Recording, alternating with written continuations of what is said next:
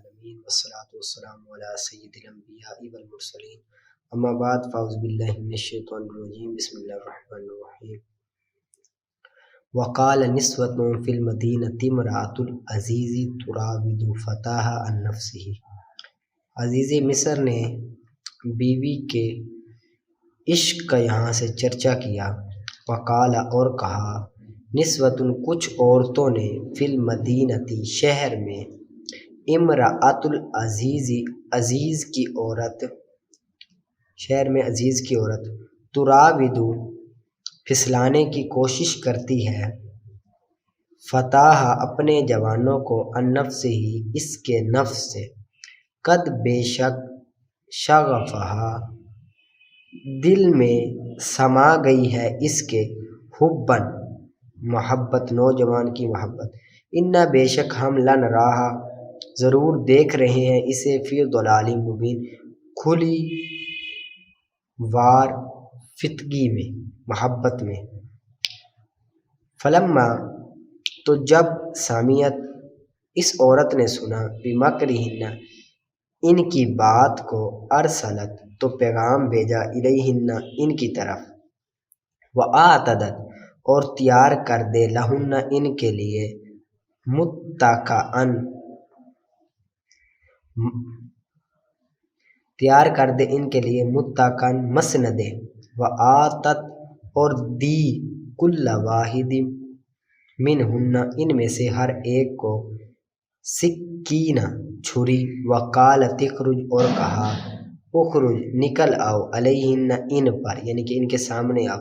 فلما تو جب اریناہو عورتوں نے دیکھا اسے اکبرناہو تو بڑھائی بولنے لگی اس کی وقطعنا اور انہوں نے کاٹ لیے اپنے ہاتھ ایدیہن اپنے ہاتھوں کو وقلنا اور کہنے لگی حاشا للہ اللہ کے لیے پاکی ہے ما ھذا نہیں ہے یہ بشرن کوئی بشر ان ھذا نہیں ہے یہ الا مگر ملکن کوئی فرشتہ کریم جو بڑی عزت والا ہے۔ اعلیٰ حضرت نے اسی پر شعر لکھا نا مصر میں حسن یوسف پہ کٹی مصر میں انگشت زنا سر کٹاتے ہیں میدان عرب آپ کے نام پر۔ قالت فذلکن الذی کہا زلیخا نے فذلکن تو یہ ہے الذی وہ جو لم تننی تم تانا دیتی تھی مجھے فیہ اس کے بارے میں وَلَقَدْ اور ضرور بے شک راوَدتُّہ میں نے پھسلانے کی کوشش کی اسے عن نفسہ اس کے نفس سے فاستعصم تو انہوں نے خود کو بچا لیا وَلَئِن لَّمْ اور ضرور اگر یفعل وہ نہ کرے ما آمرہ جو میں کہتی ہوں ان سے لَیُسْجَنَنَّ تو ضرور انہیں قید میں ڈالا جائے گا وَلَیَکُونَنَّ اور وہ ضرور ہوگا من الصاغرین ذلت اٹھانے والوں میں سے۔ قال رب السجن حضرت یوسف علیہ السلام کی بارگاہ الہی میں دعا کی قبولیت کہا عرض کی ربی اے میرے رب السجن قید خانہ احب زیادہ پسند ہے الیہ مجھے مما اس سے جو یدعوننی وہ بلا رہی ہے مجھے الیہ اس کی طرف وَإِلَّا اور اگر تصرف تو نہ پھیرے گا انی مجھ سے کیدہن ان کا مکر اصبو تو میں مائل ہو جاؤں گا الیہن ان کی طرف وَأَکُمْ اور ہو جاؤں گا من الجاہلین نادانوں میں سے من الجاہلین نادانوں میں سے ہو جاؤں گا۔ حضرت یوسف علیہ السلام کی دعا پھر قبول ہو گئی فاستجاب لہ تو دعا قبول کر لی لہ اس کی ربہ اس کے رب نے فصرف تو پھیر دیا عنہ اس سے کیدہن ان کا مکر ان عورتوں کا مکر انہ بے شک وہی هو السمیع العلیم سننے والا جاننے والا ہے۔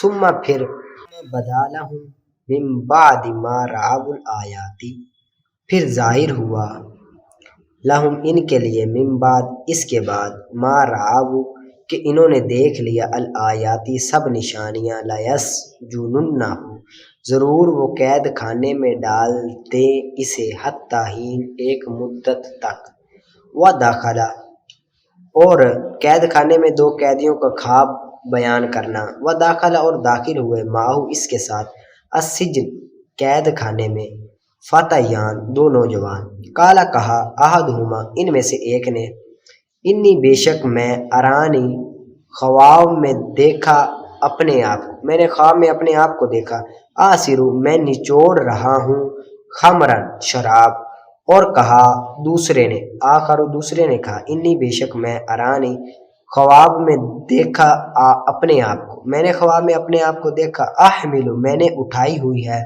فوق راسی اپنے سر کے اوپر، خبزن کچھ روٹیاں، تاکلو کھا رہے ہیں، الطیر پرندے، منہ اس سے، نبئنا ہمیں آگاہ کرو، بتأویلہ اس کی تعبیر، ان بے شک نرا کا ہم دیکھتے ہیں تجھے، من المحسنین نیکی کرنے والوں میں سے، قالا فرمایا حضرت یوسف علیہ السلام کا اپنے معجزے کا اظہار پھر فرمایا لا یأتیکما نہیں آئے گا تمہارے پاس، طعام کھانا، ترزقانہ جو تمہیں دیا جاتا ہے وہ، الا مگر، نبأتکما میں آگاہ کر دوں گا تمہیں، بتأویلہ اس کی تعبیر، قبل اس سے پہلے، ان یأتیکما کہ وہ آئیں تمہارے پاس، ذالکما یہ ہے، یعنی کہ حضرت یوسف علیہ السلام کی بات سن کر ان دو قیدیوں نے کہا کہ یہ علم کا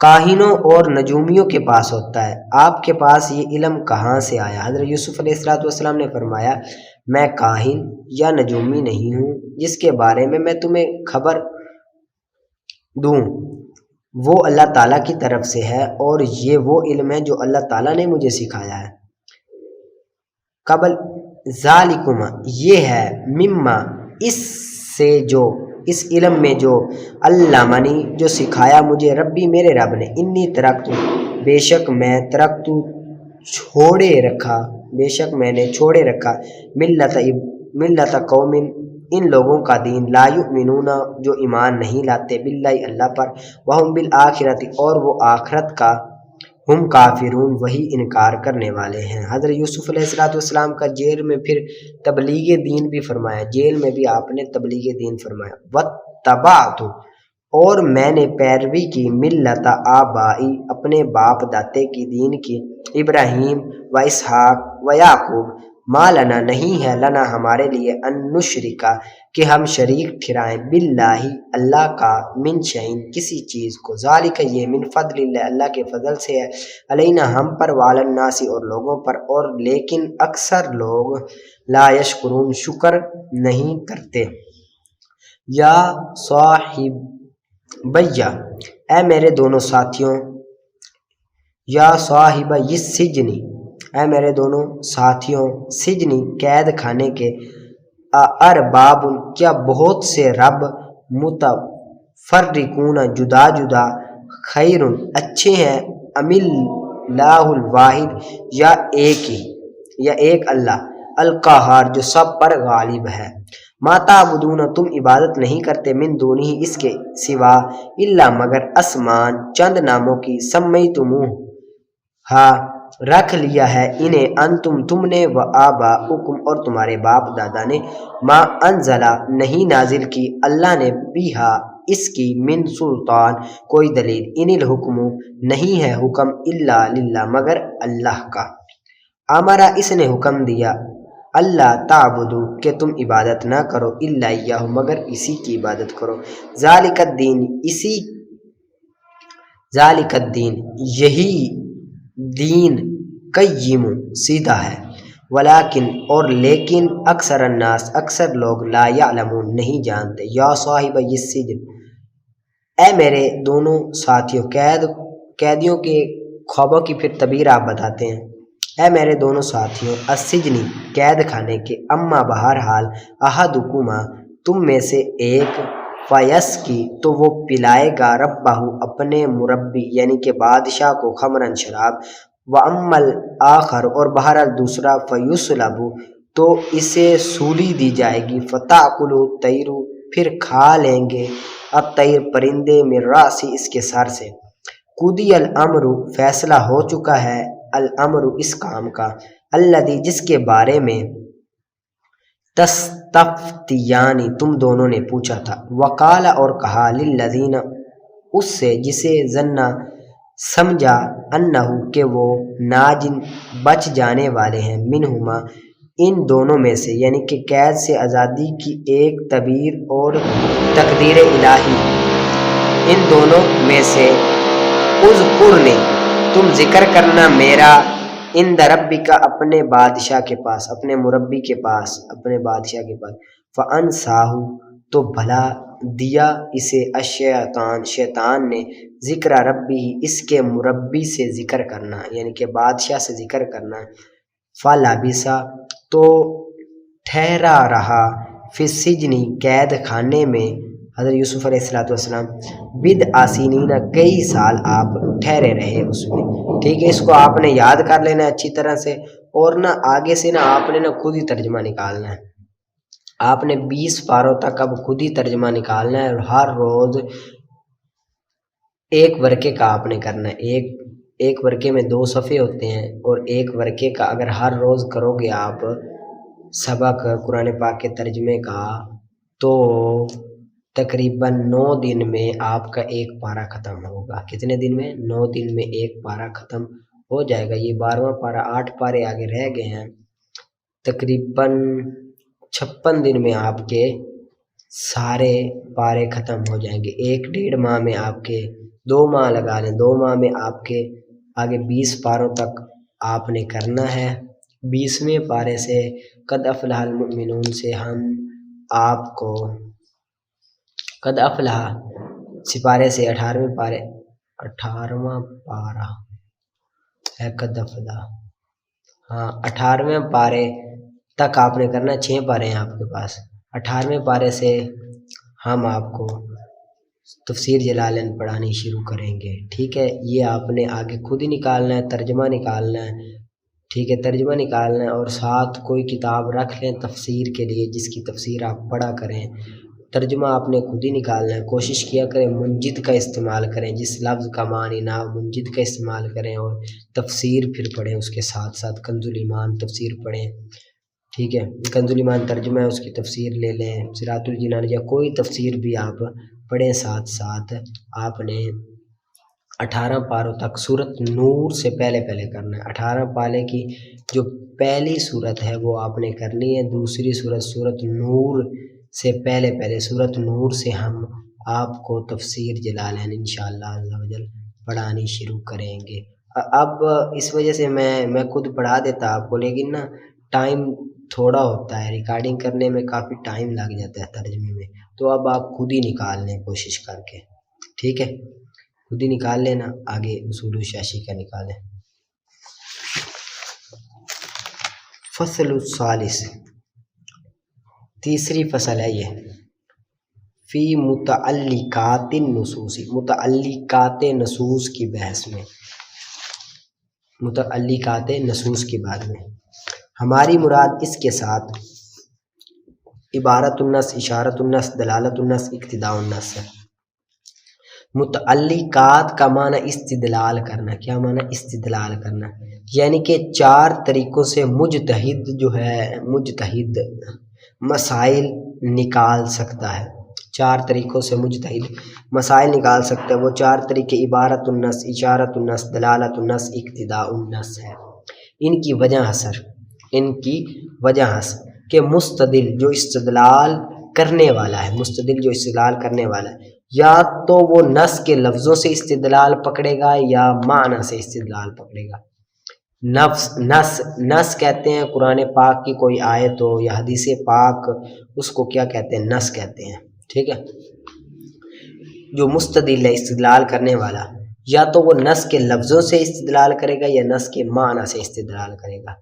अगर वो नस के लफ्ज़ों से इस्तिदलाल पकड़ेगा, अगर वो नस के लफ्ज़ों से इस्तिदलाल पकड़ कर हुक्म को साबित करेगा, नस के लफ्ज़ों से इस्तिदलाल पकड़ कर हुक्म को साबित करेगा, तो फिर 2 हाल से खाली नहीं होगा। या तो इस हुक्म के लिए कलाम को चलाया गया होगा या नहीं चलाया गया होगा। अगर मुस्तदिल नस के लफ्ज़ों से इस्तिदलाल पकड़ कर हुक्म को साबित करेगा تو یا تو اس حکم کے لیے کلام چلایا گیا ہوگا یا نہیں چلایا گیا ہوگا۔ اگر اس حکم کے لیے کلام چلایا گیا ہوگا تو اس کو عبارت النص کہتے ہیں، اس کو عبارت النص کہتے ہیں۔ اور اگر اس حکم کے لیے کلام کو چلایا نہ گیا ہو، اس حکم کے لیے کلام کو چلایا نہ گیا ہو، محض لفظوں سے سمجھ آ رہا ہو، محض لفظوں سے سمجھا جا رہا ہو، تو وہ نص اس حکم کے لیے اشارت النص ہوگی، تو وہ نص اس حکم کے لیے اشارت النص ہوگی، ٹھیک ہے۔ اگر مستدل معنی سے استدلال پکڑ کر حکم کو ثابت کرتا ہے، اگر مستدل معنی سے استدلال پکڑ کر حکم کو ثابت کرتا ہے تو پھر بھی وہ دو حال سے خالی نہیں ہوگی۔ یا تو وہ معنی تفکر و تعمل سے معلوم ہوگا، یعنی کہ غور و فکر سے معلوم ہوگا یا نہیں معلوم ہوگا، یا تو وہ معنی تفکر و تعمل سے معلوم ہوگا یا نہیں ہوگا۔ اگر تفکر و تعمل سے غور و فکر سے معلوم ہوگا تو وہ دلالت النص ہوگا، وہ کیا ہوگا؟ دلالت النص ہوگا۔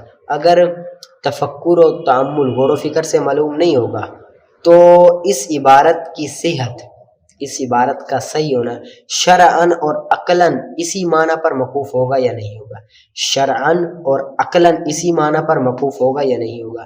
اگر شرعاً اور عقلاً اسی معنی پر موقوف ہوگا تو اس کو اقتداء النص کہتے ہیں، اگر موقوف نہیں ہوگا تو اس کو استدلالات فاسدہ کہتے ہیں۔ اگر شرعاً لفظاً شرعاً اور عقلاً اسی معنی پر موقوف ہوگا تو اس کو اقتداء النص کہتے ہیں، ورنہ اس کو استدلالات فاسدہ کہتے ہیں۔ دوبارہ پڑھتا ہوں وجہ سر۔ اگر مستدل استدلال کرنے والا، نص کہتے ہیں جو قرآن پاک کی آیت ہو گئی یا حدیث پاک، اس کو مستدل استدلال کرنے والا یا تو نص کے لفظوں سے استدلال پکڑے گا یا معنی سے استدلال پکڑے گا۔ اگر لفظوں سے استدلال پکڑ کر حکم کو ثابت کرے گا تو پھر دو طرح سے ہوگا، یا تو اس حکم کے لیے کلام چلایا گیا ہوگا یا نہیں چلایا گیا ہوگا۔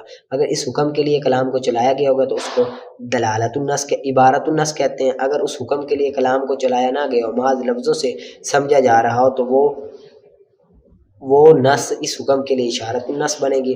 اگر مستدل معنی سے استدلال پکڑ کر حکم کو ثابت کرے گا تو پھر بھی دو حال سے خالی نہیں ہوگا، یا تو تفکر و تعمل یعنی کہ غور و فکر کیا گیا ہوگا یا نہیں کیا گیا ہوگا، غور و فکر کرنے سے معلوم ہوگا یا نہیں۔ اگر غور و فکر کرنے سے معلوم ہوگا تو وہ دلالت النص ہوگی، اگر غور و فکر کرنے سے معلوم نہ ہوگا تو وہ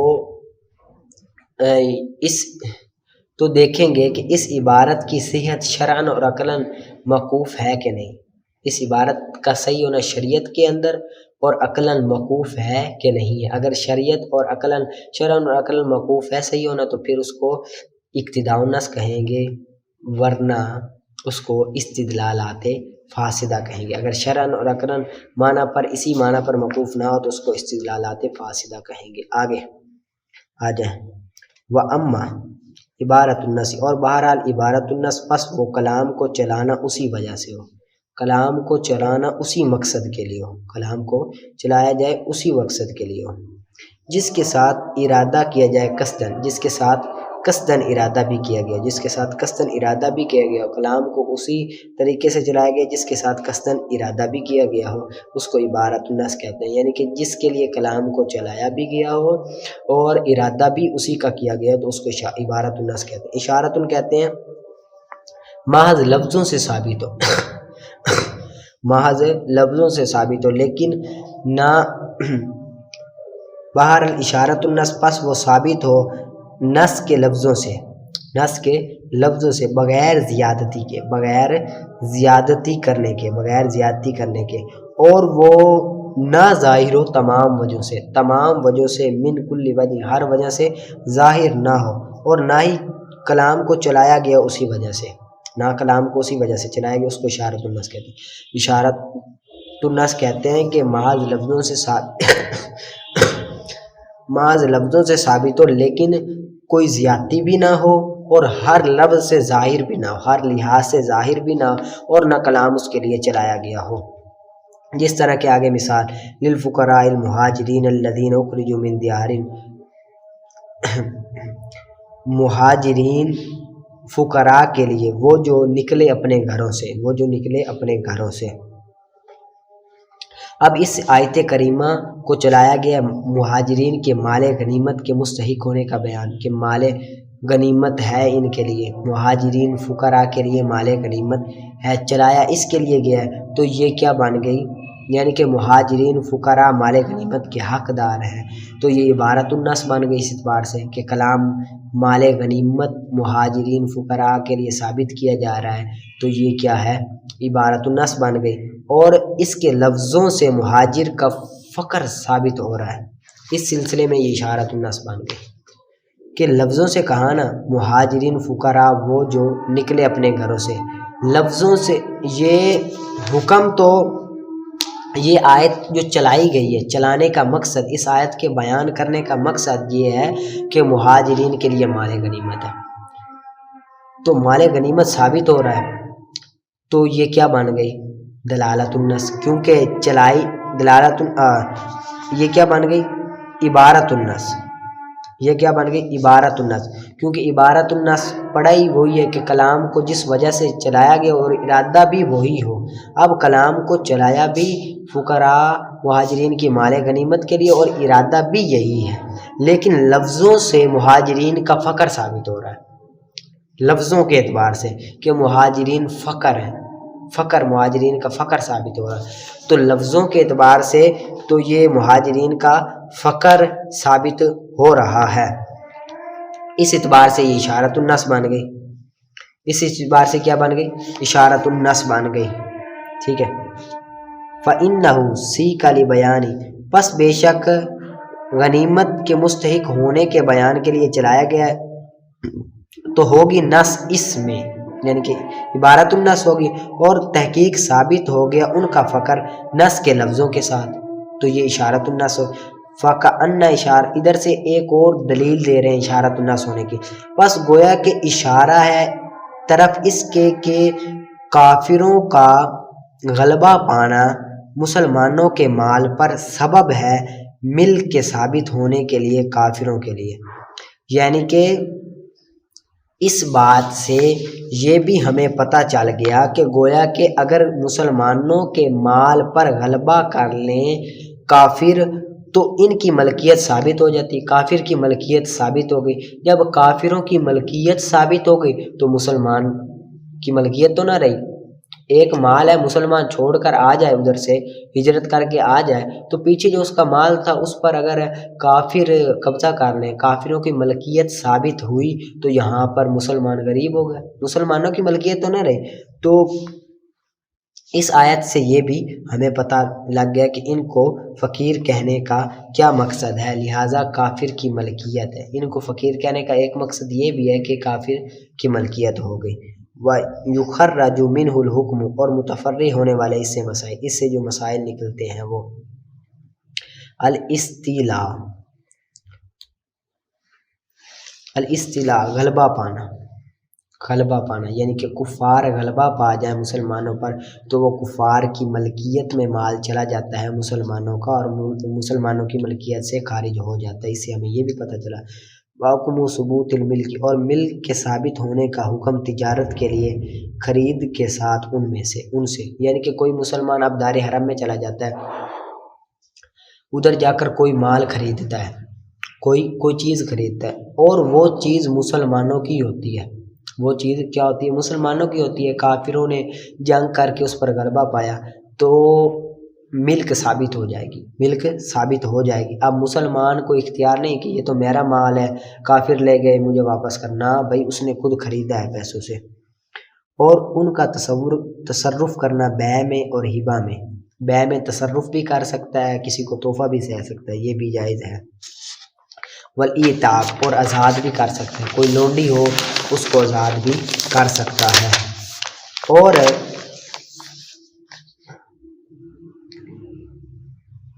اور استغنام مال غنیمت بنانے کا ثبوت کا حکم بھی ثابت ہو رہا ہے. مال غنیمت بنانے کا ثبوت کا حکم بھی ثابت ہو رہا ہے. یعنی کہ اب پہلے مسلمانوں کا مال تھا، کافروں نے مسلمانوں سے جنگ کی، کافر مسلمان پر قبضہ پا گئے، پھر مسلمانوں نے دوبارہ جنگ کی ان سے، مسلمان اس مال پر قبضہ کر گئے تو وہ مال مال غنیمت میں سے آئے گا، وہ مال غنیمت ہوگا، سب بیت المال میں جائے گا. سب کیا جائے گا، بیت المال میں جائے گا. اب وہ مسلمان نہیں کہہ سکتا کہ یہ میرا ہی مال ہے، پہلے کافر نے قبضہ کیا گا، سب بیت المال میں جائے گا. اور ملک کا ثبوت غازی کے لیے ملک ثابت ہو جائے گی، اور عاجز ہو جائے گا مالک اس کو لینے سے اس کے ہاتھ سے، یعنی کہ غازی بھی مالک ہوگا اس کا، جو غازی کہتے ہیں جو جنگ پہ جائے اور جنگ سے زندہ لوٹ کر واپس آئے، غازی کے لیے بھی ملکیت ثابت ہو جائے گی، کیونکہ اس نے اپنی کوشش سے لڑائی لڑی اور بچ کر غازی بن گیا، لہذا جو مال لائے گا اسی کی ملکیت میں ہوگا، کوئی دوسرا شخص غازی کے ہاتھ سے وہ مال لے بھی نہیں سکتا۔ وتفریع، اور لائی ہوئی لونڈی سے وطی کرنا اور آزاد کرنا، یہ بھی صحیح ہے، یعنی کہ مسلمان غازی کافر سے جنگ کرے اور ادھر سے لونڈی لے کر آئے اور ان سے وطی کرنا اور اس کو آزاد کرنا، یہ بھی صورت جائز ہے ان سے، ٹھیک ہے۔ آگے نکالیں آپ کنز الدقائق کا۔ اور باطل ہے نکاح متع اور مؤقت۔ نکاح متع کہتے ہیں کہ مرد عورت کو کہے کہ مجھ سے اتنے پیسے لے اور اتنے دن کے لیے مجھے نفع اٹھانے دے اپنے سے، تو یہ باطل ہے، اس کو نکاح متع کہتے ہیں۔ اور مؤقت کہتے ہیں دو گواہوں کی موجودگی میں یہ طے کر لیا جائے کہ 10,000 درہم کے بدلے تو 10 دن میں تجھ سے نفع اٹھا سکتا ہوں، یہ بھی کیا ہے؟ حرام ہے۔ اور اس کے لیے وطی کرنا عورت سے جو دعویٰ کرے اس پر کہ وہ اس کی بیوی ہے، بس فیصلہ ہو جائے ان کے نکاح کے ساتھ بینہ گواہوں کا، اور نہ ہو اس کی بیوی، نہ ہو اس کا زوج، یعنی کہ ایک عورت ہے وہ مرد کو کہتی ہے کہ تو میرا مرد ہے، تو میرا شوہر ہے، تو نے مجھ سے نکاح کیا ہے، حالکن اس مرد نے اس سے نکاح نہیں کیا، وہ اب اس پر 2 گواہ پیش کر دیتی ہے، عورت 2 گواہ پیش کر دیتی ہے، فیصلہ ہو جاتا ہے، تو اب اس عورت سے وطی کرنا بھی جائز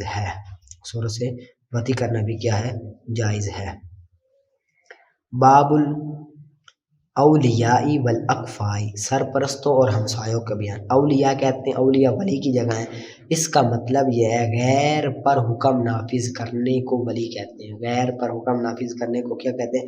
ولی کہتے ہیں۔ جس طرح باپ اپنے بچے پر کوئی حکم نافذ کرتا ہے، چاہے نابالغ بچے پر، چاہے بچہ اس کو پسند کرے یا نہ پسند کرے، ولی کی تعریف یہ ہے کہ غیر پر حکم کو وارد کرنا۔ والاقفاء، یہ کف کی جمع ہے، اس کا مطلب ہے نظیر، ہمسائے کو کہتے ہیں۔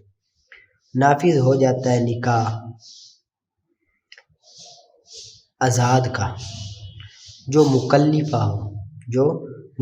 ہو بغیر ولی کے، یعنی کہ جو عاقلہ بالغہ عورت کا نکاح ولی کی اجازت کے بغیر بھی ہو جاتا ہے، عاقلہ ہو بالغ ہو لڑکی، وہ اپنا نکاح کسی غیر سے کرے اپنے ولی کی اجازت کے بغیر، یہ کیا ہے؟ جائز نافذ ہو جائے گا۔ ولا تجبر بکر بالغۃ علی النکاح، اور نہ مجبور کیا جائے باکرہ بالغہ کو نکاح پر، یعنی کہ کوئی ولی، کوئی شخص کسی بالغہ لڑکی کو مجبور نہیں کر سکتا کہ تو اسی سے نکاح کرے، کیونکہ رسول صلی اللہ علیہ وآلہ وسلم نے اس سے منع فرمایا ہے، ٹھیک ہے۔ فَإِنِ اسْتَأْذَنَ، پس اگر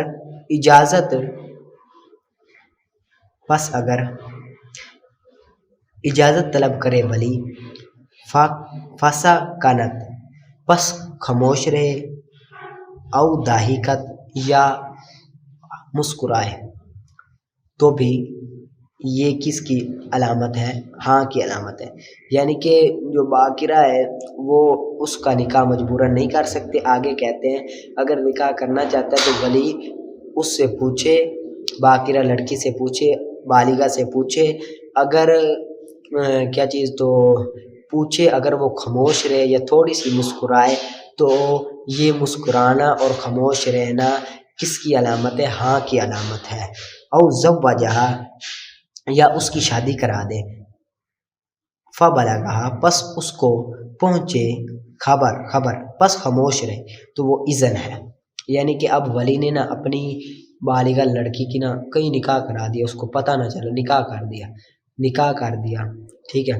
اب پھر اس کو پتہ چلا کہ مجھے میرا نکاح کر دیا گیا ہے اس شخص کے ساتھ، تو اب وہ خاموش رہے، تو یہ خاموشی اس کی اجازت ہے، یہ ہاں میں دلالت کرتا ہے، ٹھیک ہے۔ اس طرح بھی ہو جاتا ہے، باپ لاہور گیا، وہاں پر کسی مرد کے ساتھ کہتا ہے کہ میں اپنی لڑکی کا تجھے نکاح کرتا ہوں، بعد میں لڑکی کو پتہ نہیں ہے، بعد میں گھر آتا ہے، بتاتا ہے اپنی بچی کو کہ بالغہ ہو، بچاتا ہے میں نے نکاح کر دیا تجھے، وہ خاموش رہتی ہے تو وہ اجازت پر دلالت کرتا ہے۔ فَإِنِ اسْتَأْذَنَ، بس اگر اجازت طلب کرے غیر ولی، فلا بد، تو ضروری ہے، من القول، اس کا قول، یعنی کہ اگر ولی اجازت طلب نہ کرے، کوئی اور اجازت طلب کرے، ولی کے علاوہ کوئی اور اجازت طلب کرے تو اس کا بولنا ضروری ہے، وہ بول کر بتائے گی کہ ہاں ہے کہ نہ ہے۔ کیوں؟ کیونکہ جو ولی ہوتا ہے وہ تو اس سے تو شرما سکتی ہے، لیکن جو غیر ہوتا ہے، اجنبی ہوتا ہے، جس کا جو ولی نہیں ہوتا تو اس کے سامنے بولنا ضروری ہے، جس طرح کہ سیبہ کا بولنا جس طرح ضروری ہے، اس طرح ولی کا بھی بولنا ضروری ہے۔ سیبہ اس کو کہتے ہیں جس کا پردہ بکارت ضائع ہو گیا ہو، زائل ہو گیا ہو۔